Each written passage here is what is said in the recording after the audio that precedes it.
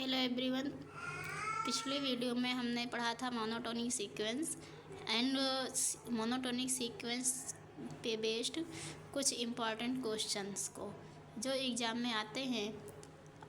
आज हम पढ़ेंगे कॉची सीक्वेंस जो रियल एनालिसिस का वेरी इंपॉर्टेंट टॉपिक है। ये एग्ज़ाम में अक्सर आते हैं। तो क्या होता है चलिए देखते हैं। A sequence x n is said to be Cauchy sequence if for every epsilon greater than 0 there exists a positive integer n naught such that mod of xn minus xm less than epsilon। कोई sequence xn Cauchy sequence कहलाएगा। ये कब कहलाएगा? If for every epsilon greater than 0 there exists a positive integer n naught such that mod of xn minus xm less than epsilon where n comma m क्या है? greater than or equal to n naught।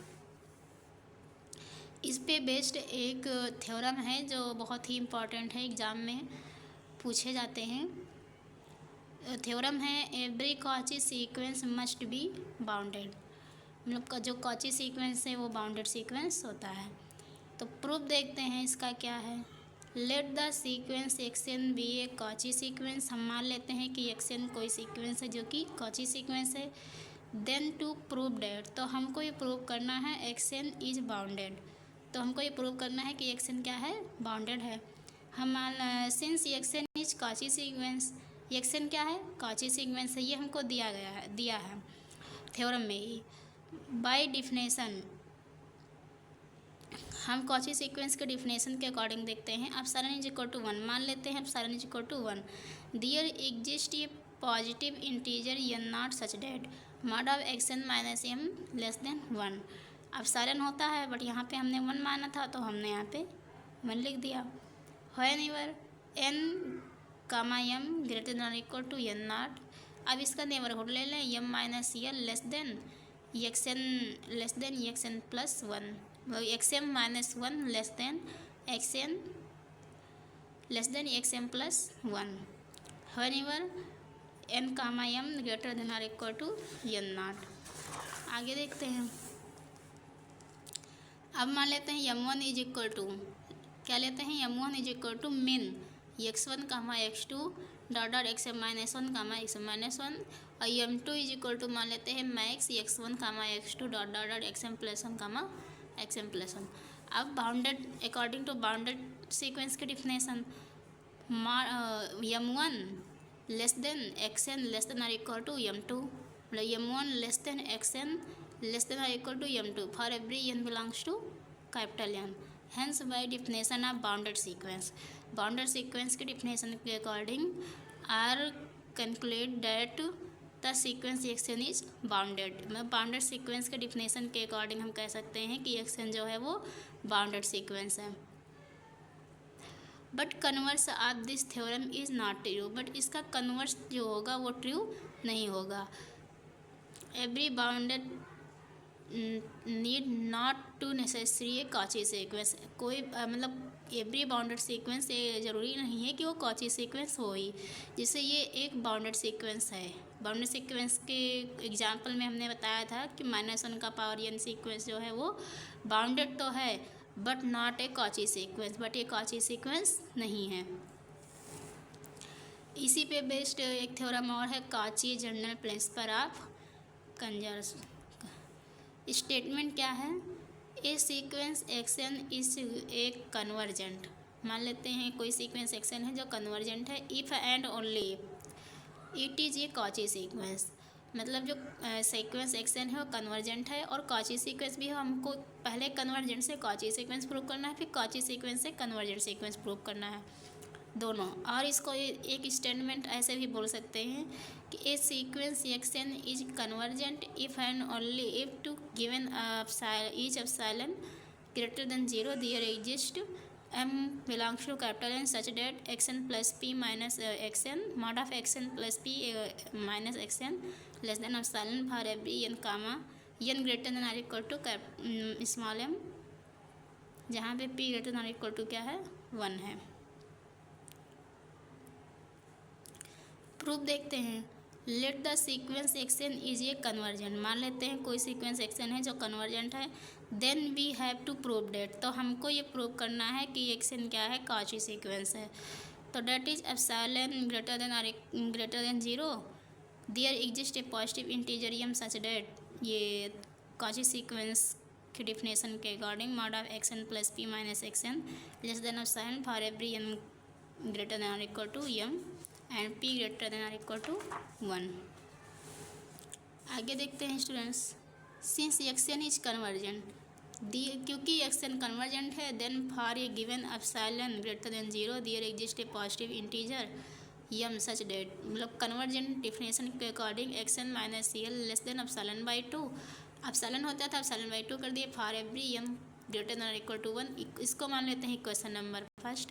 In particular n greater than और equal to m and p greater than और equal to 1, तो action plus p minus l greater than और less than less than epsilon by 2, इसको मान लेते हैं question number second. Now x n plus p minus x n कर देते हैं, तो इस मॉड ऑफ ए करेंगे तो is equal to mod of x n plus p। अगर इसमें हम क्या करें, इसमें l जोड़ दें और l घटा दें, तो ऐसा हो जाएगा, मतलब action plus p minus L plus L minus action mod हो गया। अब इसको action plus p minus L को एक ब्रैकेट में कर लें और माइनस को कॉमन करके एक्शन माइनस एल को एक ब्रैकेट में कर लें, तो ये कर दिए, एक ब्रैकेट में अलग अलग कर दिए। अब ये प्रॉपर्टी आगे के थ्योरम में हम पिछली वीडियो में आपको बताए थे कि अगर दोनों मॉड को हम अलग अलग करेंगे तो लेस इक्वल टू का सिंबल हट के लेस देन और इक्वल टू लग जाता है। इसको एक इसका मॉड कर लेते हैं और इसका मॉड कर लेते हैं, action plus p minus L और प्लस एक्शन माइनस एल ये ब्रैकेट में। अब क्या हो गया, ये मतलब माइनस होता था पर मॉड अलग अलग है तो यहाँ प्लस हो जाएगा। ये लेस देन इसकी वैल्यू एप्सिलॉन बाई 2 और इसकी वैल्यू भी एप्सिलॉन बाई 2, दोनों को जोड़ देंगे तो क्या आएगा, एप्सिलॉन आएगा यहाँ पे बाई फर्स्ट एंड सेकेंड दोनों को जोड़ने पे। That is x n plus p minus x n, ये लेस देन एप्सिलॉन आएगा for every n greater than और equal to m and p greater than और इक्वल टू 1। तो इस दिस इम्प्लाइज हम क्या कह सकते हैं, the sequence x n is Cauchy sequence. अब इसका अभी कॉची सीक्वेंस हम प्रूव किए हैं, कन्वर्जेंट से कॉची सीक्वेंस प्रूव किए हैं, अब कॉची सीक्वेंस से हम प्रूव करेंगे कि कन्वर्जेंट भी है। Let the sequence x n is a Cauchy sequence, अब हम मान लेते हैं जो सीक्वेंस एक्शन दिया है वो कॉची सीक्वेंस है, then sequence x n is bounded, तो हम ये बता दें कि सीक्वेंस एक्शन जो है वो बाउंडेड है बाय बोल्जानो-वरिस्टेड थ्योरम। ये आगे है थ्योरम, हम अगली वीडियो में बताएंगे, फिलहाल अभी यहाँ पे इसका स्टेटमेंट देख लीजिए। Action has at least 1 limit point, मतलब एक्शन जो होगा उसके पास मतलब एटलीस्ट 1 लिमिट पॉइंट तो होगा ही। से यल, हम उसको मान लेते हैं जो लिमिट पॉइंट उसको यल मान लेते हैं। Now to show that the sequence x n is convergent, तो हमको ये प्रूव करना है कि जो सीक्वेंस एक्शन है वो क्या है, कन्वर्जेंट है। According to given hypothesis we have for epsilon greater than 0 there exist a positive integer m such that, ये उसके कॉची सीक्वेंस के according mod of x n plus p minus x n less than epsilon by 3, ऊपर हम epsilon by 2 माने थे तो यहाँ पे एप्सिलॉन बाई 3 मान लें। For every n greater than और equal to m and p greater than और इक्वल टू 1, इसको इक्वेशन नंबर 3 मान लें।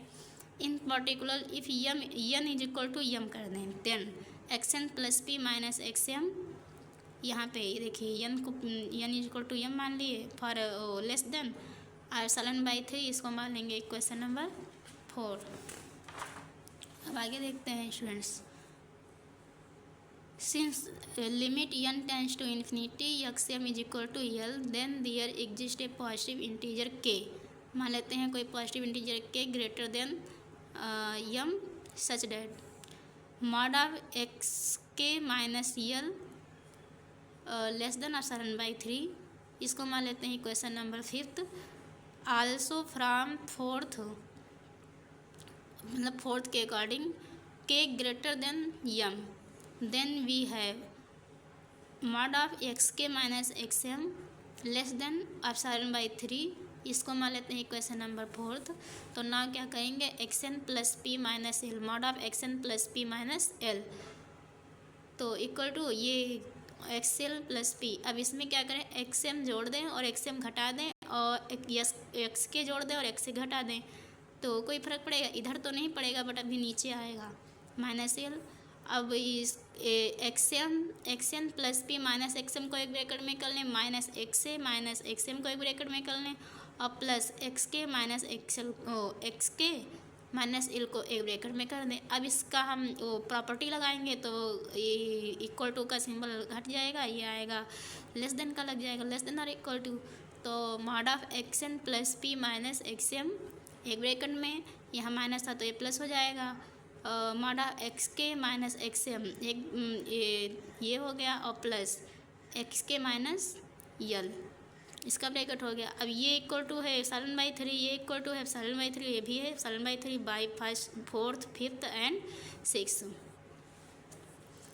तो ये तीनों को ऐड करेंगे तो आएगा एप्सिलॉन, तो mod of x n plus p minus l less than epsilon for every n greater than और equal to m and p greater than और इक्वल टू 1। तो दिस इम्प्लाइज, इससे ये प्रूव हो गया कि एक सीक्वेंस एक्सएन जो है इज कन्वर्जेंट है। तो सीक्वेंस एक्सएन क्या है, कन्वर्जेंट है। तो स्टूडेंट थ्योरम क्या दिया था, थ्योरम कुछ ये दिया था कि जो सीक्वेंस एक्सएन है वो कन्वर्जेंट है इफ़ एंड ओनली इफ वो कॉची सीक्वेंस है, मतलब कन्वर्जेंट से कॉची प्रूव करना था और फिर कॉची से कन्वर्जेंट प्रूव करना था, तो हमने ये प्रूव कर दिया है। तो डियर स्टूडेंट, अगर ये वीडियो आपको अच्छी लगी हो तो लाइक एंड सब्सक्राइब ज़रूर करें। हम मिलते हैं अगली वीडियो में। Thank you.